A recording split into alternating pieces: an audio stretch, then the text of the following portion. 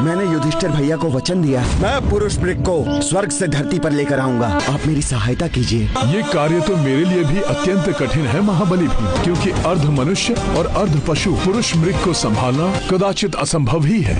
मन की गति से भी तीव्र वेग से चलने की क्षमता है उनकी। जहाँ उनके चरण पड़ते हैं वो स्थान पवित्र हो जाता है, किंतु उनसे एक भयंकर बात भी जुड़ी हुई है। वो पुरुष का भोजन करते हैं, वो तुम्हें ही अपना आहार न बना ले। उस वचन को नहीं निभा पाया तो पुरुष मृग का आहार बनना ही मेरे लिए उचित होगा। नहीं अनुज, अब जब तक तुम्हारा अग्रज तुम्हारे साथ है ऐसी स्थिति कदापि उत्पन्न नहीं होगी। तुम निसंकोच स्वर्ग जाकर पुरुष मृग को इंद्रप्रस्थ जाने के लिए आमंत्रित करो। उसके आगे की चिंता तुम मुझ पर छोड़ दो। कल्याण हो। ओम नमः शिवाय।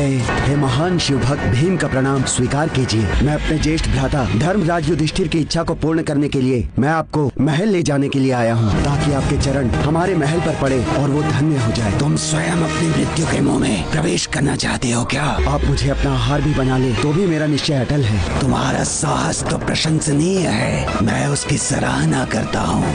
भोले बाबा, अपने रुद्रांश को आशीष दीजिए कि मैं भीम को सफलता दिला सकूं। मेरा प्रणाम स्वीकार कीजिए भोले बाबा। मैं तुम्हें तुम्हारा वचन पूर्ण करने का एक अवसर अवश्य दूंगा, परंतु स्वर्ग से बाहर जाते ही तुम्हें मुझसे भी तीव्र गति से चलकर मुझसे पूर्व इंद्रप्रस्थ पहुंचना होगा, क्योंकि यदि तुम ऐसा नहीं कर सके तो मैं तुम्हें खा जाऊंगा, अन्यथा तुम्हारे भ्राता की इच्छा पूर्ण करूंगा। उचित है तो मुझे आज्ञा दीजिए पुरुष मृग जी। जय बजरंग बली।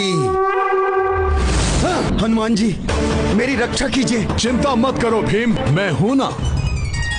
यह अकस्मात शिवलिंग हमारे मध्य में कैसे आ गया? ओम नमः शिवाय। परम शिव भक्त होने के कारण पुरुष मृग जहाँ भी शिवलिंग देखते हैं बिना पूजा किए आगे नहीं बढ़ते। हनुमान जी, क्या युक्ति लगाई आपने? भीम तो इंद्रप्रस्थ पहुँचने को है, किंतु प्रभु की पूजा नहीं छोड़ सकता मैं।